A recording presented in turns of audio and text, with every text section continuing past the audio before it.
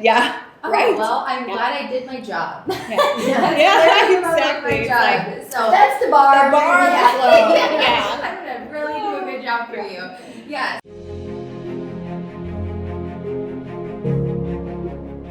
All right. Well, thanks for joining us today. We are going to talk about closing sellers at the table. We've got our top closers here, so this is awesome. So talk me through, like, what is the basic framework for how you get sellers to commit to working with you? What does that look like? For me, it's the 3 C's. Connect, control, and close. Now, let me explain them a little bit so they don't sound weird, but if you don't have a true connection with them from the moment you talk with them on the phone, confirm the appointment, at the walkthrough, when you're like connecting, about their grandkids or about the fact that they like photography, or you have to really create connections where they like you as a person. Yes. In order for that to even, if you don't do that, it's going to be much harder for them to connect with you professionally. You want to work with people you like. Yes, and they want to feel like you get them. You get their home, so that's a huge part of it. The second part is control. You don't want to be having them bossing you around. Obviously, a lot of flexibility. It's not about us being inflexible, but it's about directing with confidence that you are here to get the job done for them. Yeah. And that trust happens from the moment you walk in the door. Yeah. And you're showing that you want to go things through a certain way. Okay, you and I have talked about how you've gone through, entered homes and asked for a tour, and what have sellers told you before? People have just told me, oh, you want to see my house? The previous agent didn't even want to go through my house. And I'm like, yes, we have to walk through your house. We're selling your home. And let me guess, crazy. who signed the contract to list the home? The other agent or you? Yes, of course. So I think there's a lot with that with directing and controlling, and like, yes, I need to be fully informed on your home. I need to understand what I'm doing here, and then guiding them through the agenda. I always like to say, hey, when we sit down, I want to ask you some questions, really understand what matters to you in the sale. I want to walk you through what we do for marketing your home. I want to walk you through pricing, and I want to walk you through the paperwork of what it would look like for us to work together and get your home on the market. And I say that right from the beginning when we sit down, after we've created the connection. And then finally with closing, we can talk a little bit more about closing later in this conversation, but there's some very specific strategies to be able to make sure that you're moving the ball forward in the conversation. So I think for me, that really can connect, control, close is a huge part of making sure that I'm going into appointments ready to list their home, not to get interviewed. Yeah, it sounds like a really good process. It sounds simple, but I know there's a lot of work that goes into making sure you show up every time consistently and follow that process and get them to close with you. So I'm curious, with connection being the first point, what tips do you have for agents on connecting with a potential client? Yeah, I think it starts right from the initial first conversation you ever have with the client. Something that has really changed my business and the way I can connect with people before I even walk in the door is connecting with them on the phone when I'm calling to confirm the appointment. Who are these people? Why are they selling their house? When do they want to sell their house? Who do they like to talk to? How do they like to perceive conversations? I could tell instantly on the phone if somebody's a Heidi and they're like, I have 10 minutes to talk. Perfect. Let's get through everything I need to in 10 minutes. Or if they want to chat with me for an hour and I'm now like, okay, I need to prepare 2-hour time block for this meeting. So I think just getting to know people a little bit more and what their ultimate goal is before you're even getting to their home, so that when you're there, you can really strategize your conversation about how their selling process is going to look, and they're really hearing what you're going to do to help them and understanding their motivation. Yeah, that's so important. Finding out who you're meeting with. Yeah. And more about their home. Right? Exactly. So we walk in prepared. Yes, I think even with the connecting part, like understanding what matters the most to them. Yes. I think if agents miss that, it affects the whole sale, everything. Because you really have to get to the core of what their motivation is, or why they want to sell, or what is going to be the trigger points. And if we're not clear on that, we're not going to be able to make sure we deliver what they need and also communicate about that and remind them of it throughout the process. Mm-hmm. So for me, that's an area I go really deep into, is like what really matters to you in the sale of this home and why. And I also ask what really matters to you in the agent that you choose. Right. If I don't ask that, how do I know if they even like me or not, or if I'm going to be able to show up that way or not? Yeah. And often you'll hear stories about, and that lets you know what mistakes not to do. And most of the time, it's communication. It's being clear up front. It's not just putting a sign in the yard and putting it on the MLS and hoping it sells. And being able to not just communicate what you do for marketing, but also deliver on that is a huge part of that. Retains the connection throughout the whole sale. Great. Yeah. Absolutely. Now, what's next after the connection piece? So you met with the clients, you're connecting well. What's the next phase as you're meeting and sitting down to discuss listing and selling their home? Yeah, I think for me it's like after we get through the tour, I feel like I've gotten to know them personally, got to know their house well. I have all the notes that I had from my initial call. I do something very similar to Cristina where I sit down and I tell them what to expect from today. And another thing I usually try to dig a little bit deeper on is what's the most important thing from this meeting. Is it pricing? Is it marketing? Do they want to have a good comfortability connection with the agent they're working with, so that I'm structuring our conversation at the table around what matters most to them. If I know before I got to the appointment that in their head to list their house $50,000 more than what my recommended price is, we might need to spend more time talking about pricing, and that's a priority for the conversation for me. Mm-hmm. Great. Yeah, and for me also, like I treat everybody the same, even if it's a friend or a family or a past client. I don't care if they've even worked with us before. I always walk them through marketing, because first of all, we're always updating it. Digital strategies change depending on the price point, right? Might not be in the same price point that they were when they first worked with me. So I don't ever skip those steps. I treat all of them exactly as if they didn't know anything. I might go quicker with some or not as deep, but I don't skip it because it really establishes, again, that an expert that they can trust. Yep.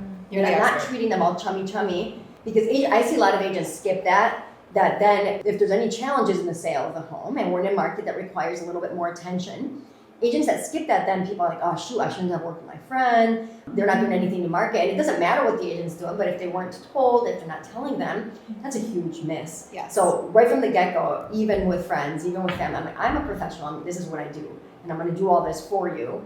And I think they really appreciate that, including walking them through the paperwork. Just because they've signed contracts in the past with you doesn't mean they understand or remember any of it. Just do they remember that your broker has an admin fee? I mean, I don't ever want to skip that. I don't like those surprises, neither do they. And I think it's a really important part of like the control of just like as an expert. We have the connection as an expert. I'm going to guide you through all this, and there's going to be no surprises with me. Yeah.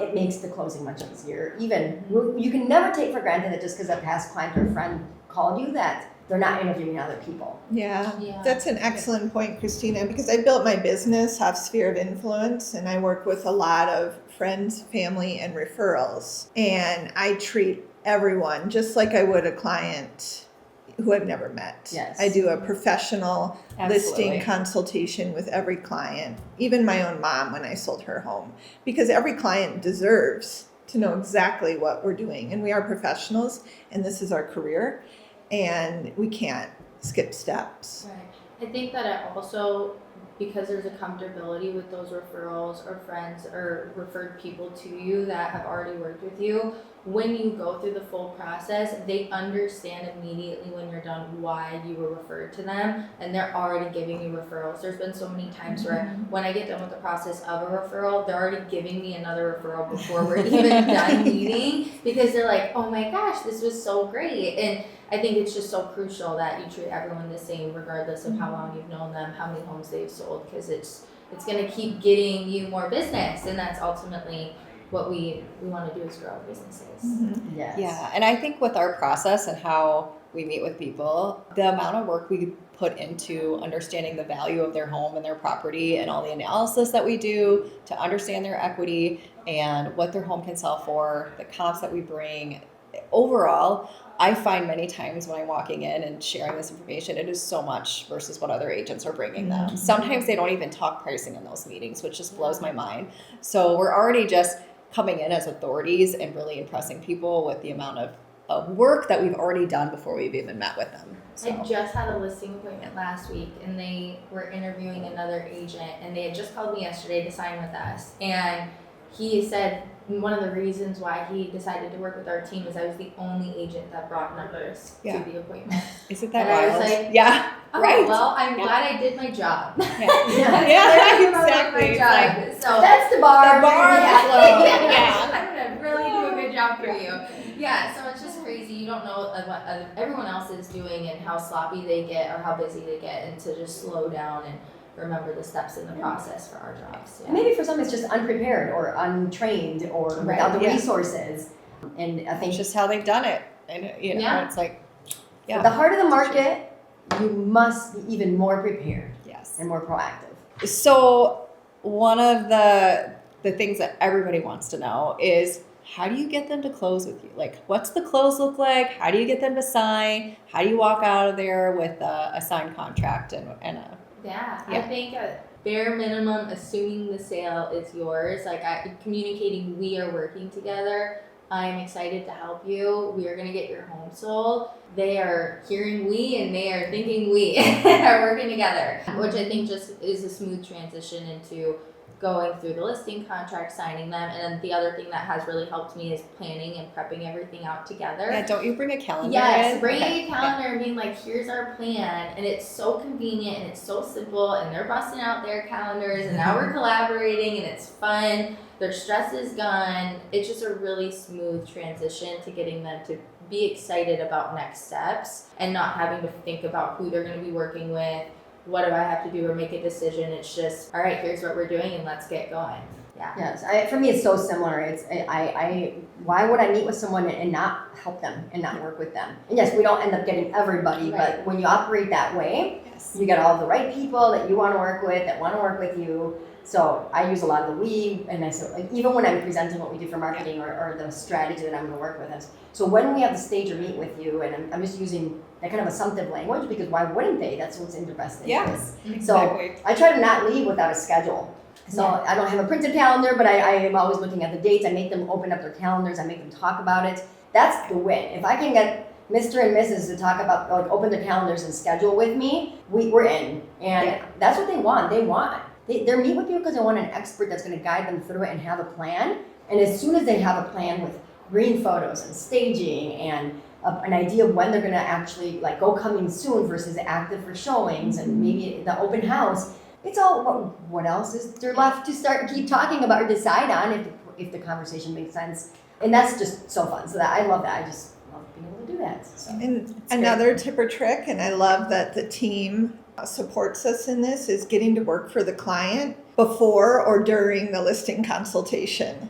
So I've done appointments where we literally had the photographer there taking photos because I knew their timeline was that tight. Well, I'm already working for them. Yeah. So I'm definitely assuming the sale. I've had the staging strategist there in tandem with me while I'm meeting with them. Again, I'm definitely working with that client, right? Or I'm sending them referrals because they need to get their house painted or repaired or cleaned.